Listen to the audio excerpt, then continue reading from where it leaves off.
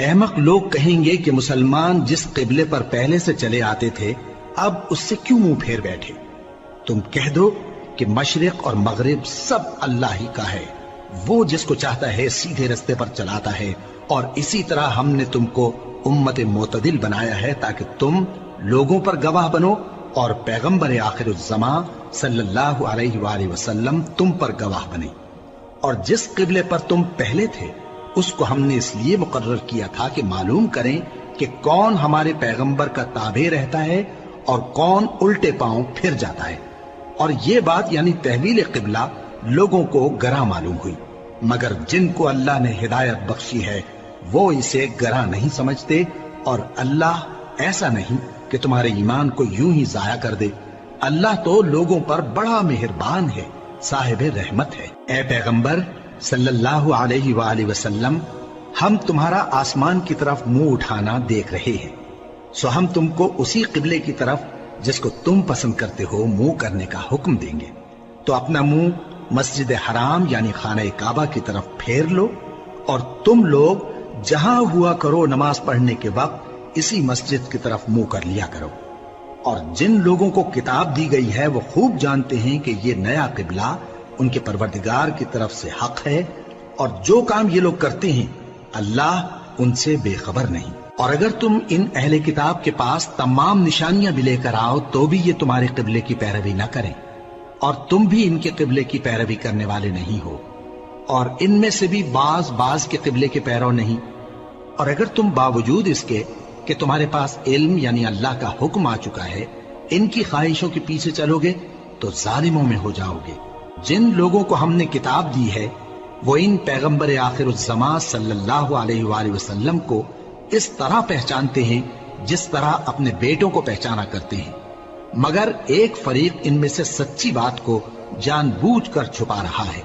اے پیغمبر صلی اللہ علیہ وآلہ وسلم، یہ نیا قبلہ تمہارے پروردگار کی طرف سے حق ہے، تو تم ہرگز شک کرنے والوں میں نہ ہونا، اور ہر ایک شخص کے لیے ایک سمت مقرر ہے جدھر وہ عبادت کے وقت منہ کیا کرتا ہے، تو تم نیکیوں میں سبقت حاصل کرو۔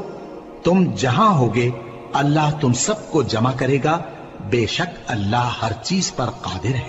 اور تم جہاں سے نکلو نماز میں اپنا منہ مسجد حرام کی طرف کر لیا کرو، بے شبہ یہ تمہارے پروردگار کی طرف سے حق ہے، اور تم لوگ جو کچھ کرتے ہو اللہ اس سے بے خبر نہیں۔ اور تم جہاں سے نکلو مسجد حرام کی طرف منہ کر کے نماز پڑھا کرو، اور مسلمانوں تم جہاں ہوا کرو اسی مسجد کی طرف رخ کیا کرو۔ یہ تاکید اس لیے کی گئی ہے کہ لوگ تم کو کسی طرح کا الزام نہ دے سکیں، مگر ان میں سے جو ظالم ہیں وہ الزام دیں تو دیں، سو ان سے مت ڈرنا اور مجھی سے ڈرتے رہنا، اور یہ بھی مقصود ہے کہ میں تم کو اپنی تمام نعمتیں بخشوں، اور یہ بھی کہ تم راہ راست پر چلو۔ جس طرح من جملہ اور نعمتوں کے ہم نے تمہیں میں سے ایک رسول بھیجے ہیں جو تم کو ہماری آیتیں پڑھ پڑھ کر سناتے اور تمہیں پاک بناتے، اور کتاب یعنی قرآن اور دانائی سکھاتے ہیں، اور ایسی باتیں بتاتے ہیں جو تم پہلے نہیں جانتے تھے، سو تم مجھے یاد کیا کرو، میں تمہیں یاد کیا کروں گا، اور میرا احسان مانتے رہنا اور میری ناشکری نہ کرنا۔ اے ایمان والو، صبر اور نماز سے مدد لیا کرو، بے شک اللہ صبر کرنے والوں کے ساتھ ہے۔ اور جو لوگ اللہ کی راہ میں مارے جائیں ان کی نسبت یہ نہ کہنا کہ وہ مرے ہوئے ہیں، وہ مردہ نہیں بلکہ زندہ ہیں، لیکن تم کو شعور نہیں۔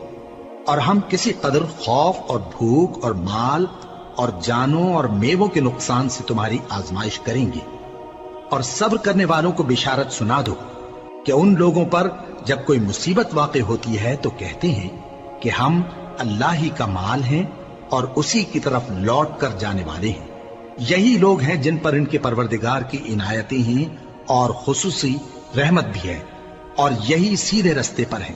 بے شک کوہ صفا اور مروہ اللہ کی نشانیوں میں سے ہیں، تو جو شخص خانہ کعبہ کا حج یا عمرہ کرے اس پر کچھ گناہ نہیں کہ دونوں کے درمیان چکر لگائے، بلکہ یہ ایک نیک کام ہے، اور جو کوئی نیک کام کرے تو اللہ قدردان ہے، دانا ہے۔ جو لوگ ہمارے حکموں اور ہدایتوں کو جو ہم نے نازل کی ہیں کسی غرض فاسد سے چھپاتے ہیں، باوجود کہ ہم نے ان کو لوگوں کے سمجھانے کے لیے اپنی کتاب میں کھول کھول کر بیان کر دیا ہے۔ ایسوں پر اللہ اور تمام لعنت کرنے والے لعنت کرتے ہیں۔ ہاں، جو توبہ کرتے ہیں اور اپنی حالت درست کر لیتے ہیں اور احکام الہی کو صاف صاف بیان کر دیتے ہیں تو میں ان کے قصور معاف کر دیتا ہوں، اور میں بڑا معاف کرنے والا، بڑا مہربان ہوں۔ جو لوگ کافر ہوئے اور کافر ہی مرے، ایسوں پر اللہ کی اور فرشتوں کی اور انسانوں کی سب کی لعنت، وہ ہمیشہ اسی لعنت میں گرفتار رہیں گے۔ ان سے نہ تو عذاب ہلکا ہی کیا جائے گا اور نہ انہیں کچھ مہلت ملے گی۔ اور لوگوں، تمہارا معبود ایک ہی معبود ہے، اس بڑے مہربان اور رحم والے کے سوا کوئی عبادت کے لائق نہیں۔ بے شک آسمانوں اور زمین کے پیدا کرنے میں اور رات اور دن کے ایک دوسرے کے پیچھے آنے جانے میں اور کشتیوں اور جہازوں میں جو سمندر میں لوگوں کے فائدے کے لیے رواں ہیں، اور میں جس کو اللہ آسمان سے برساتا اور اس سے زمین کو اس کے مردہ ہو جانے کے بعد زندہ یعنی خشک ہو جانے کے بعد سرسبز کر دیتا ہے، اور زمین پر ہر قسم کے جانور پھیلانے میں اور ہواؤں کے چلانے میں اور بادلوں میں جو آسمان اور زمین کے درمیان گھرے رہتے ہیں، عقل مندوں کے لیے اللہ کی قدرت کی نشانیاں ہیں۔ اور بعض لوگ ایسے ہیں جو غیر اللہ کو اللہ کا شریک بناتے اور ان سے اللہ کی سی محبت کرتے ہیں، لیکن جو ایمان والے ہیں وہ تو اللہ ہی کے سب سے زیادہ دوست دار ہیں۔ اور اے کاش ظالم لوگ جو بات عذاب کے وقت دیکھیں گے اب دیکھ لیتے کہ سب طرح کی طاقت اللہ ہی کو ہے، اور یہ کہ اللہ سخت عذاب کرنے والا ہے۔ اس دن کفر کے پیشوا اپنے پیروں سے بیزاری ظاہر کریں گے اور دونوں عذاب الہی دیکھ لیں گے اور ان کے آپس کے تعلقات منقطع ہو جائیں گے۔ یہ حال دیکھ کر پیروی کرنے والے حسرت سے کہیں گے کہ اے کاش ہمیں پھر دنیا میں جانا نصیب ہو، تاکہ جس طرح یہ ہم سے بیزار ہو رہے ہیں اسی طرح ہم بھی ان سے بیزار ہوں۔ اس طرح اللہ ان کے اعمال حسرت بنا کر دکھائے گا اور وہ دوزخ سے نکل نہیں سکیں گے۔ لوگوں، جو چیزیں زمین میں حلال طیب ہیں وہ کھاؤ، اور شیطان کے قدموں پر نہ چلو، وہ تمہارا کھلا دشمن ہے۔ وہ تو تم کو برائی اور بے حیائی ہی کے کام کرنے کو کہتا ہے، اور یہ بھی کہ اللہ کی نسبت ایسی باتیں کہو جن کا تمہیں کچھ بھی علم نہیں۔ اور جب ان لوگوں سے کہا جاتا ہے کہ جو کتاب اللہ نے نازل فرمائی ہے اس کی پیروی کرو، تو کہتے ہیں نہیں، بلکہ ہم تو اسی چیز کی پیروی کریں گے جس پر ہم نے اپنے باپ دادا کو پایا۔ بھلا اگرچہ ان کے باپ دادا نہ کچھ سمجھتے ہوں اور نہ سیدھے رستے پر ہوں، تب بھی وہ انہی کی تقلید کیے جائیں گے۔ جو لوگ کافر ہیں ان کی مثال اس شخص کی سی ہے جو کسی ایسی چیز کو آواز دے جو پکار اور آواز کے سوا کچھ سن نہ سکے۔ یہ بہرے ہیں، گونگے ہیں، اندھے ہیں کہ کچھ سمجھ ہی نہیں سکتے۔ اے اہل ایمان، جو پاکیزہ چیزیں ہم نے تم کو عطا فرمائی ہیں ان کو کھاؤ، اور اگر اللہ ہی کے بندے ہو تو اس کی نعمتوں کا شکر بھی ادا کرو۔ اس نے تو تم پر بس مرا ہوا جانور اور لہو اور سور کا گوشت اور جس چیز پر اللہ کے سوا کسی اور کا نام پکارا جائے حرام کر دیا ہے۔ ہاں، جو مجبور ہو جائے بشرطے کہ اللہ کی نافرمانی نہ کرے اور حد ضرورت سے باہر نہ نکل جائے، اس پر کچھ گناہ نہیں۔ بے شک اللہ بخشنے والا ہے، رحم کرنے والا ہے۔ جو لوگ اللہ کی کتاب سے ان آیتوں اور ہدایتوں کو جو اس نے نازل فرمائی ہیں چھپاتے اور ان کے بدلے تھوڑی سی قیمت یعنی دنیاوی منفعت حاصل کرتے ہیں، وہ اپنے پیٹوں میں محض آگ بھرتے ہیں۔ ایسے لوگوں سے اللہ قیامت کے دن نہ کلام کرے گا اور نہ ان کو گناہوں سے پاک کرے گا، اور ان کے لیے دکھ دینے والا عذاب ہے۔ یہ وہ لوگ ہیں جنہوں نے ہدایت چھوڑ کر گمراہی اور بخشش چھوڑ کر عذاب خرید لیا۔ یہ آتش جہنم کی کیسی برداشت کرنے والے ہیں۔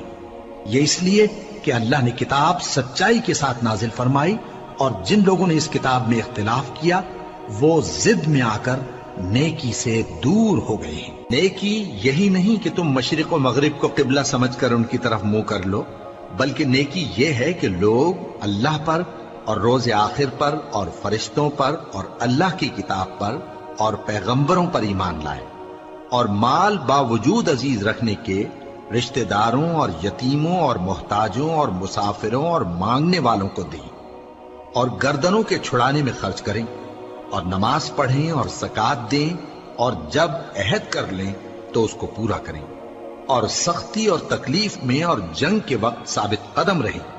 یہی لوگ ہیں جو ایمان میں سچے ہیں، اور یہی ہیں جو اللہ سے ڈرنے والے ہیں۔ مومنوں، تم کو مقتولوں کے بارے میں قصاص یعنی خون کے بدلے خون کا حکم دیا جاتا ہے، اس طرح پر کہ آزاد کے بدلے آزاد مارا جائے، اور غلام کے بدلے غلام، اور عورت کے بدلے عورت۔ اور اگر قاتل کو اس کے مقتول بھائی کے قصاص میں سے کچھ معاف کر دیا جائے تو وارث مقتول کو پسندیدہ طریق سے قرارداد کی پیروی یعنی مطالبہ خون بہا کرنا اور قاتل کو خوشخوئی کے ساتھ ادا کرنا چاہیے۔ یہ تمہارے پروردگار کی طرف سے تمہارے لیے آسانی اور مہربانی ہے۔ اب جو اس کے بعد زیادتی کرے اس کے لیے دکھ کا عذاب ہے۔ اور اے اہل عقل، حکم قصاص میں تمہاری زندگانی ہے کہ تم قتل و خونریزی سے بچو۔ تم پر فرض کیا جاتا ہے کہ جب تم میں سے کسی کو موت کا وقت آ جائے تو اگر وہ کچھ مال چھوڑ جانے والا ہو تو ماں باپ اور رشتہ داروں کے لیے دستور کے مطابق وصیت کر جائے۔ اللہ سے ڈرنے والوں پر یہ ایک حق ہے۔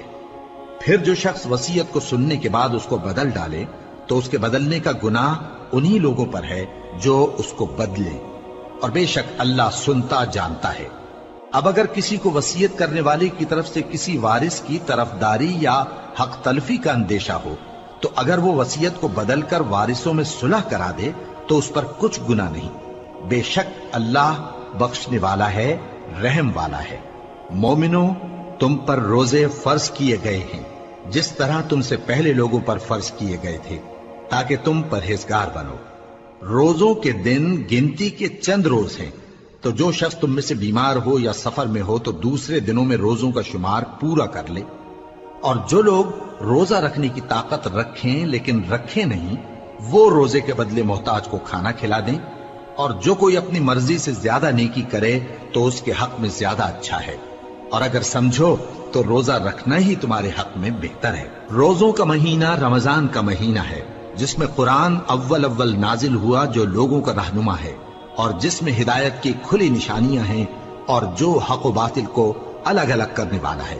تو جو کوئی تم میں سے اس مہینے میں موجود ہو چاہیے کہ پورے مہینے کے روزے رکھے، اور جو بیمار ہو یا سفر میں ہو تو دوسرے دنوں میں روزے رکھ کر ان کا شمار پورا کر لے۔ اللہ تمہارے حق میں آسانی چاہتا ہے اور سختی نہیں چاہتا، اور یہ آسانی کا حکم اس لیے دیا گیا ہے کہ تم روزوں کا شمار پورا کر لو، اور اس احسان کے بدلے کہ اللہ نے تم کو ہدایت بخشی ہے تم اس کو بزرگی سے یاد کرو اور اس کا شکر کرو۔ اور اے پیغمبر، جب تم سے میرے بندے میرے بارے میں دریافت کریں تو انہیں معلوم ہو کہ میں تو تمہارے پاس ہی ہوں۔ جب کوئی پکارنے والا مجھے پکارتا ہے تو میں اس کی دعا قبول کرتا ہوں، تو ان کو چاہیے کہ میرے حکموں کو مانیں اور مجھ پر ایمان رکھیں تاکہ نیک رستہ پائیں۔ روزوں کی راتوں میں تمہارے لیے اپنی عورتوں کے پاس جانا جائز کر دیا گیا ہے، وہ تمہاری پوشاک ہیں اور تم ان کی پوشاک ہو۔ اللہ کو معلوم ہے کہ تم ان کے پاس جانے سے اپنے حق میں خیانت کرتے تھے، سو اس نے تم پر مہربانی کی اور تمہاری حرکات سے درگزر فرمائی، تو اب تم کو اختیار ہے کہ ان سے مباشرت کرو۔ اور اللہ نے جو چیز تمہارے لیے لکھ رکھی ہے یعنی اولاد، اس کو اللہ سے طلب کرو اور کھاؤ اور پیو، یہاں تک کہ صبح کی سفید دھاری رات کی سیاہ دھاری سے الگ نظر آنے لگے۔ پھر روزہ رکھ کر رات تک پورا کرو، اور جب تم مسجدوں میں اعتکاف بیٹھتے ہو تو ان سے مباشرت نہ کرو، یہ اللہ کی حدیں ہیں، ان کے پاس نہ جانا۔ اسی طرح اللہ اپنی آیتیں لوگوں کے سمجھانے کے لیے کھول کھول کر بیان فرماتا ہے تاکہ وہ پرہیزگار بنے۔ اور آپس میں ایک دوسرے کا مال ناحق نہ کھاؤ، اور نہ اس کو رشوتاً حاکموں کے پاس پہنچاؤ تاکہ لوگوں کے مال کا کچھ حصہ ناجائز طور پر کھا جاؤ، اور اسے تم جانتے بھی ہو۔ اے پیغمبر، لوگ تم سے نئے چاند کے بارے میں دریافت کرتے ہیں کہ گھٹتا بڑھتا کیوں ہے۔ کہہ دو کہ وہ لوگوں کے کاموں کی میعادیں اور حج کے وقت معلوم ہونے کا ذریعہ ہے، اور نیکی اس بات میں نہیں کہ احرام کی حالت میں گھروں میں ان کے پچھواڑے کی طرف سے آؤ، بلکہ نیکوکار وہ ہے جو پرہیزگار ہو، اور گھروں میں ان کے دروازوں سے آیا کرو، اور اللہ سے ڈرتے رہو تاکہ کامیاب ہو جاؤ۔ اور جو لوگ تم سے لڑتے ہیں تم بھی اللہ کی راہ میں ان سے لڑو، مگر زیادتی نہ کرنا، کہ اللہ زیادتی کرنے والوں کو دوست نہیں رکھتا، اور ان کو جہاں پاؤ قتل کر دو، اور جہاں سے انہوں نے تم کو نکالا ہے یعنی مکے سے، وہاں سے تم بھی ان کو نکال دو۔ اور دین سے گمراہ کرنے کا فساد قتل و خونریزی سے کہیں بڑھ کر ہے، اور جب تک وہ تم سے مسجد حرام یعنی خانہ کعبہ کے پاس نہ لڑیں تم بھی وہاں ان سے نہ لڑنا۔ ہاں اگر وہ تم سے لڑیں تو تم ان کو قتل کر ڈالو، کافروں کی یہی سزا ہے۔ پھر اگر وہ باز آ جائیں تو اللہ بخشنے والا ہے، رحم کرنے والا ہے۔ اور ان سے اس وقت تک لڑتے رہنا کہ فساد نابود ہو جائے اور ملک میں اللہ ہی کا دین غالب ہو جائے۔ پھر اگر وہ فساد سے باز آ جائیں تو ظالموں کے سوا کسی پر زیادتی نہیں کرنی چاہیے۔ ادب کا مہینہ ادب کے مہینے کے مقابل ہے، اور ادب کی چیزیں ایک دوسرے کا بدلہ ہیں۔ پس اگر کوئی تم پر زیادتی کرے تو جیسی زیادتی وہ تم پر کرے ویسے ہی تم اس پر کرو، اور اللہ سے ڈرتے رہو اور جان رکھو کہ اللہ ڈرنے والوں کے ساتھ ہے۔ اور اللہ کی راہ میں مال خرچ کرو اور اپنے آپ کو ہلاکت میں نہ ڈالو، اور نیکی کرو، بے شک اللہ نیکی کرنے والوں کو دوست رکھتا ہے۔ اور اللہ کی خوشنودی کے لیے حج اور عمرے کو پورا کرو، اور اگر راستے میں روک لیے جاؤ تو جیسی قربانی میسر ہو کر دو، اور جب تک قربانی اپنے مقام پر نہ پہنچ جائے سر نہ منڈاؤ۔ اور اگر کوئی تم میں بیمار ہو یا اس کے سر میں کسی طرح کی تکلیف ہو تو اگر وہ سر منڈا لے تو اس کے بدلے روزے رکھے یا صدقہ دے یا قربانی کرے۔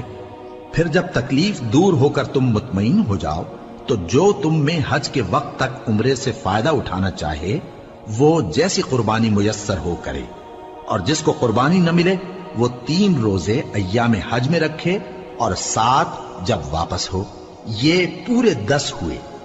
یہ حکم اس شخص کے لیے ہے جس کے اہل و عیال مکے میں نہ رہتے ہوں۔ اور اللہ سے ڈرتے رہو اور جان رکھو کہ اللہ سخت عذاب دینے والا ہے۔ حج کے مہینے معین ہیں جو معلوم ہیں، تو جو شخص ان مہینوں میں حج کی نیت کر لے تو حج کے دنوں میں نہ عورتوں سے اختلاط کرے، نہ کوئی برا کام کرے اور نہ کسی سے جھگڑے۔ اور جو نیک کام تم کرو گے وہ اللہ کو معلوم ہو جائے گا۔ اور زاد راہ یعنی رستے کا خرچ ساتھ لے جاؤ، کیونکہ بہترین زاد راہ پرہیزگاری ہے۔ اور اے اہل عقل مجھی سے ڈرتے رہو، اس کا تمہیں کچھ گناہ نہیں کہ حج کے دنوں میں بذریعہ تجارت اپنے پروردگار سے روزی طلب کرو۔ اور جب عرفات سے واپس ہونے لگو تو مشعر حرام یعنی مزدلفہ میں اللہ کا ذکر کرو، اور اس طرح ذکر کرو جس طرح اس نے تم کو سکھایا، اور اس سے پیشتر تم لوگ ان طریقوں سے محض ناواقف تھے۔ پھر جہاں سے اور لوگ واپس ہوں وہیں سے تم بھی واپس ہو، اور اللہ سے بخشش مانگو، بے شک اللہ بخشنے والا ہے، رحمت کرنے والا ہے۔ پھر جب حج کے تمام ارکان پورے کر چکو تو مینا میں اللہ کو یاد کرو جس طرح اپنے باپ دادا کو یاد کیا کرتے تھے، بلکہ اس سے بھی زیادہ۔ اور بعض لوگ ایسے ہیں جو اللہ سے التجا کرتے ہیں کہ اے پروردگار ہم کو جو دینا ہے دنیا ہی میں دے دے، اور ایسے لوگوں کا آخرت میں کچھ حصہ نہیں۔ اور بعض ایسے ہیں کہ دعا کرتے ہیں کہ پروردگار ہم کو دنیا میں بھی نعمت عطا فرما اور آخرت میں بھی نعمت بخشیو اور دوزخ کے عذاب سے محفوظ رکھیو۔ یہی لوگ ہیں جن کے لیے ان کے کاموں کا حصہ یعنی اجر نیک تیار ہے، اور اللہ جلد حساب لینے والا ہے۔ اور قیام منا کے دنوں میں جو گنتی کے دن ہیں اللہ کو یاد کرو۔ اگر کوئی جلدی کرے اور 2 ہی دن میں چل دے تو اس پر بھی کچھ گناہ نہیں، اور جو بات تک ٹھہرا رہے اس پر بھی کچھ گناہ نہیں۔ یہ باتیں اس شخص کے لیے ہیں جو اللہ سے ڈرے، اور تم لوگ اللہ سے ڈرتے رہو اور جان رکھو کہ تم سب اس کے پاس جمع کیے جاؤ گے۔ اور کوئی شخص تو ایسا ہے جس کی گفتگو دنیا کی زندگی میں تم کو دلکش معلوم ہوتی ہے، اور وہ اپنے معافی ضمیر پر یعنی اس بات پر جو اس کے دل میں ہے اللہ کو گواہ بناتا ہے، حالانکہ وہ سخت جھگڑالو ہے۔ اور جب پیٹ پھیر کر چلا جاتا ہے تو زمین میں دوڑتا پھرتا ہے تاکہ اس میں فتنہ انگیزی کرے اور کھیتی کو برباد اور انسانوں اور حیوانوں کی نسل کو نابود کر دے، اور اللہ فتنہ انگیزی کو پسند نہیں کرتا۔ اور جب اس سے کہا جاتا ہے کہ اللہ سے خوف کر تو غرور اس کو گناہ میں پھنسا دیتا ہے، سو اس کو جہنم کافی ہے اور وہ بہت برا ٹھکانہ ہے۔ اور کوئی شخص ایسا ہے کہ اللہ کی خوشنودی حاصل کرنے کے لیے اپنی جان بیچ ڈالتا ہے، اور اللہ بندوں پر بہت مہربان ہے۔ مومنو، اسلام میں پورے پورے داخل ہو جاؤ اور شیطان کے پیچھے نہ چلو، وہ تو تمہارا کھلا دشمن ہے۔ پھر اگر تم احکام روشن پہنچ جانے کے بعد لڑکھڑا جاؤ تو جان رکھو کہ اللہ غالب ہے، حکمت والا ہے۔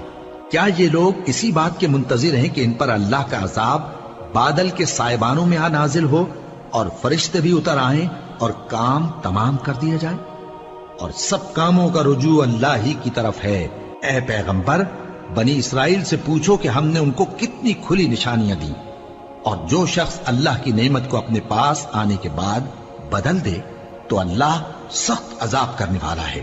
اور جو کافر ہیں ان کے لیے دنیا کی زندگی خوشنما کر دی گئی ہے، اور وہ مومنوں سے تمسخر کرتی ہیں، لیکن جو پرہیزگار ہیں وہ قیامت کے دن ان سے اوپر ہوں گے۔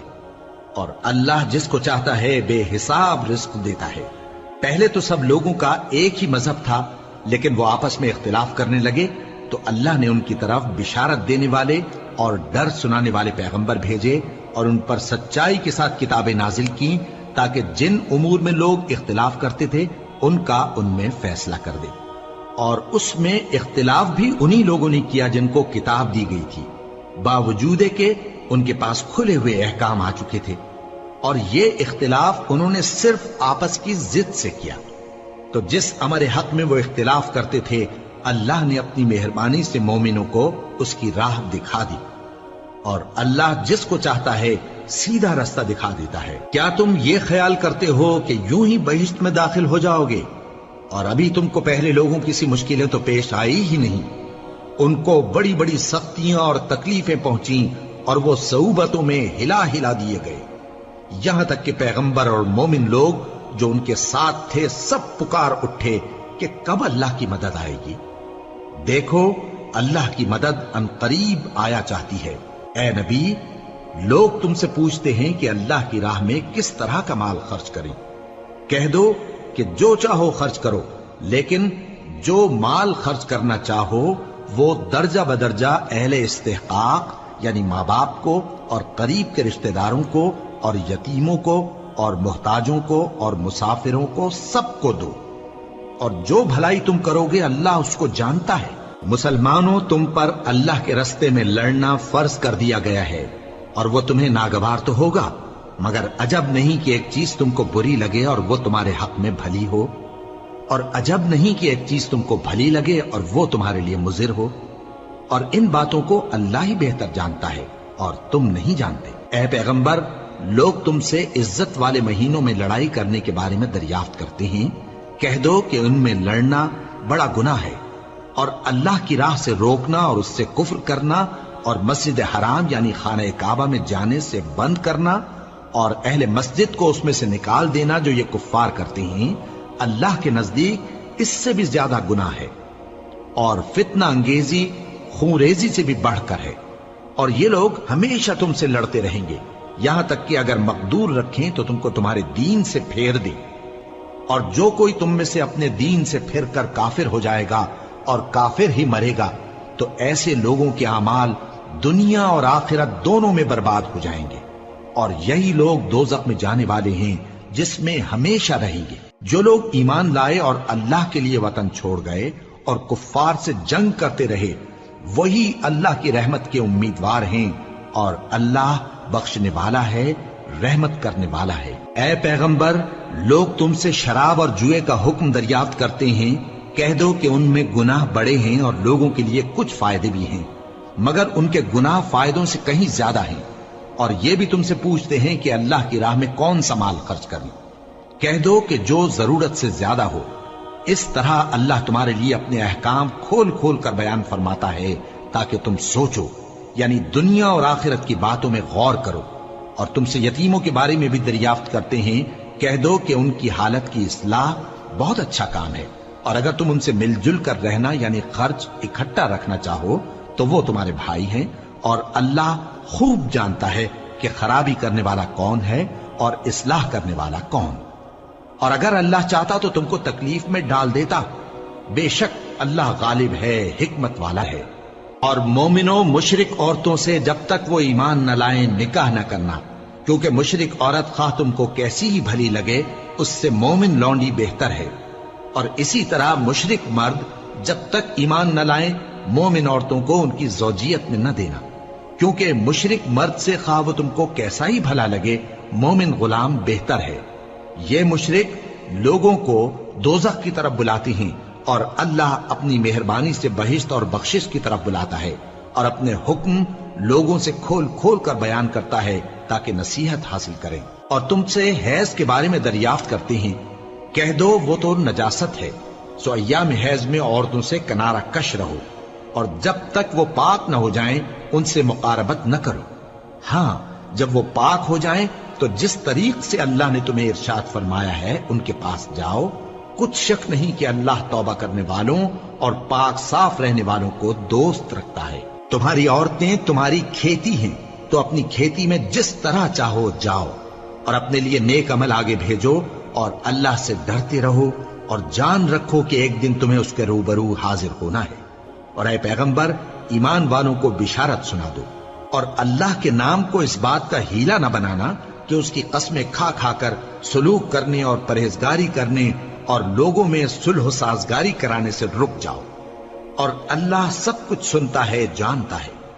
اللہ تمہاری لغو قسموں پر تم سے مواخذہ نہیں کرے گا، لیکن جو قسمیں تم قصد دلی سے کھاؤ گے ان پر مواخذہ کرے گا، اور اللہ بخشنے والا ہے بردبار ہے۔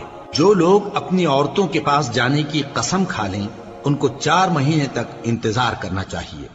اگر اس عرصے میں قسم سے رجوع کر لیں تو اللہ بخشنے والا ہے، مہربان ہے۔ اور اگر طلاق کا ارادہ کر لیں تو بھی اللہ سنتا ہے جانتا ہے۔ اور طلاق والی عورتیں 3 حیض تک اپنے تئیں روکے رہیں، اور اگر وہ اللہ اور روز قیامت پر ایمان رکھتی ہیں تو ان کو جائز نہیں کہ اللہ نے جو کچھ ان کے شکم میں پیدا کیا ہے اس کو چھپائیں۔ اور ان کے خاوند اگر پھر موافقت چاہیں تو اس مدت میں وہ ان کو اپنی زوجیت میں لے لینے کے زیادہ حقدار ہیں۔ اور عورتوں کا حق مردوں پر ویسا ہی ہے جیسے دستور کے مطابق مردوں کا حق عورتوں پر ہے، البتہ مردوں کو عورتوں پر 1 درجہ فضیلت ہے، اور اللہ غالب ہے، صاحب حکمت ہے۔ طلاق صرف 2 بار ہے، یعنی جب 2 دفعہ طلاق دے دی جائے تو پھر عورتوں کو یا تو بطریق شائستہ نکاح میں رہنے دینا ہے یا بھلائی کے ساتھ چھوڑ دینا۔ اور یہ جائز نہیں کہ جو مہر تم ان کو دے چکے ہو اس میں سے کچھ واپس لے لو۔ ہاں اگر زن و شوہر کو خوف ہو کہ وہ اللہ کی حدوں کو قائم نہیں رکھ سکیں گے تو اگر عورت خاوند کے ہاتھ سے رہائی پانے کے بدلے میں کچھ دے ڈالے تو دونوں پر کچھ گناہ نہیں۔ یہ اللہ کی مقرر کی ہوئی حدیں ہیں، ان سے باہر نہ نکلنا، اور جو لوگ اللہ کی حدوں سے باہر نکل جائیں گے وہ گناہگار ہوں گے۔ پھر اگر شوہر 2 طلاقوں کے بعد تیسری طلاق عورت کو دے دے تو اس کے بعد جب تک عورت کسی دوسرے شخص سے نکاح نہ کر لے اس پہلے شوہر پر حلال نہ ہوگی۔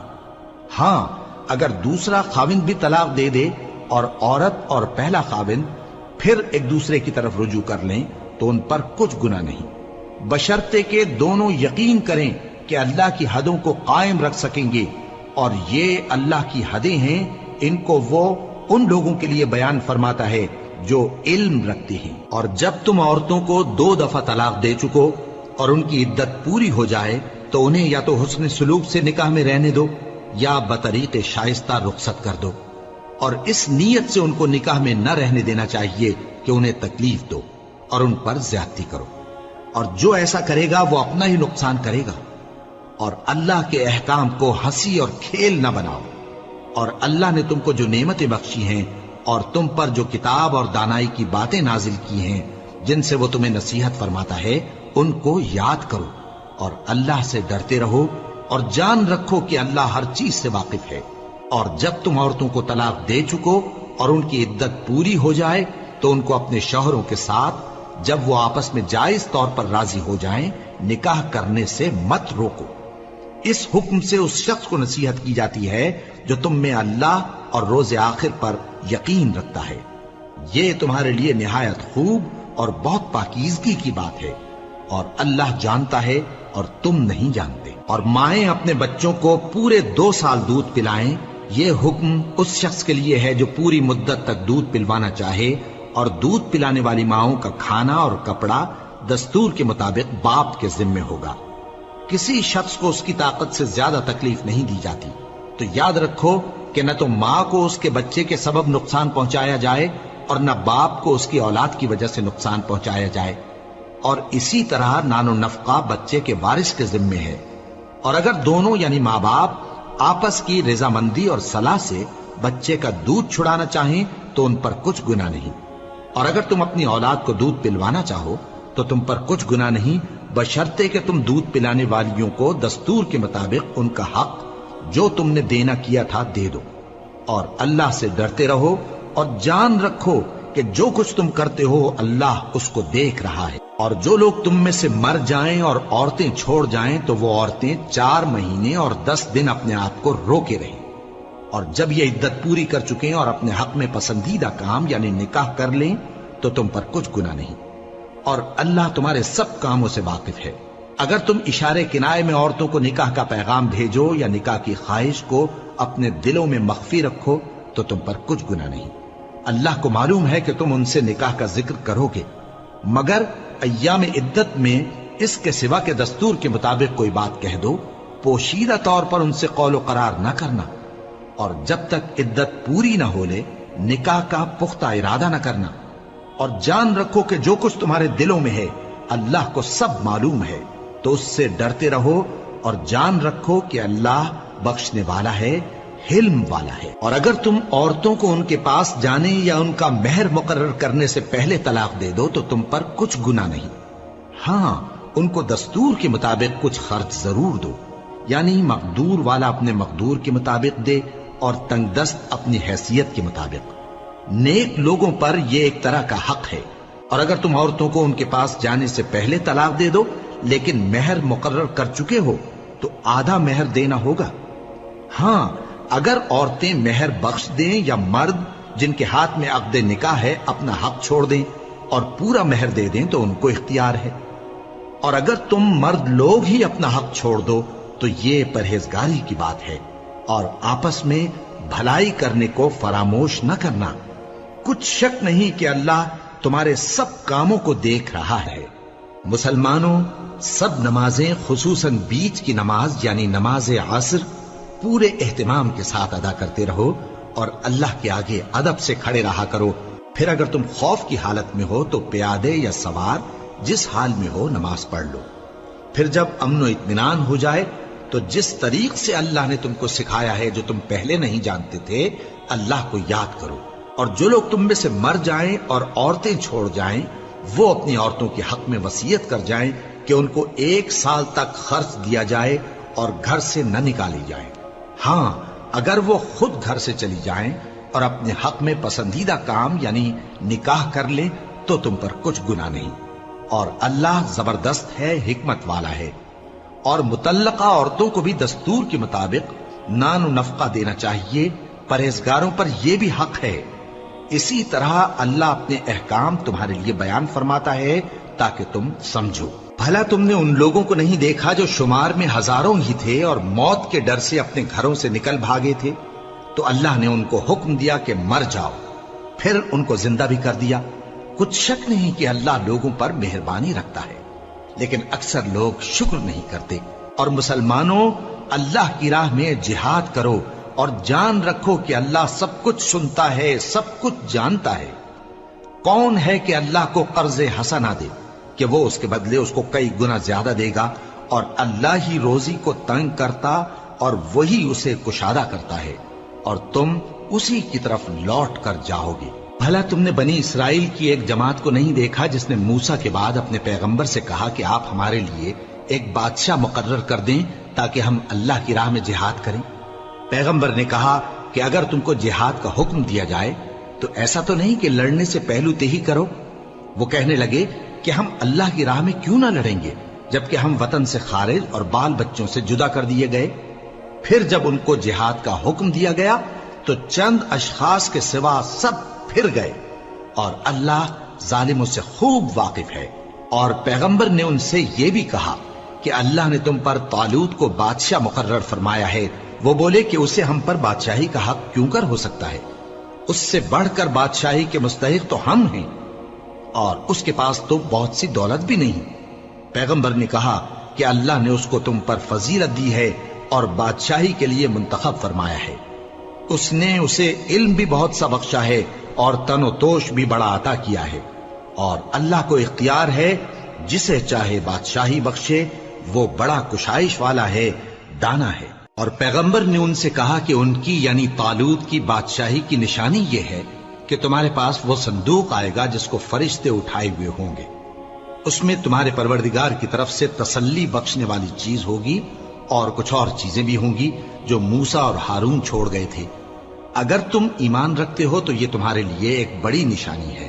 غرض جب طالوت فوجیں لے کر روانہ ہوا تو اس نے ان سے کہا کہ اللہ ایک نہر سے تمہاری آزمائش کرنے والا ہے، جو شخص اس میں سے پانی پی لے گا اس کی نسبت تصور کیا جائے گا کہ وہ میرا نہیں، اور جو نہ پیے گا وہ سمجھا جائے گا کہ میرا ہے۔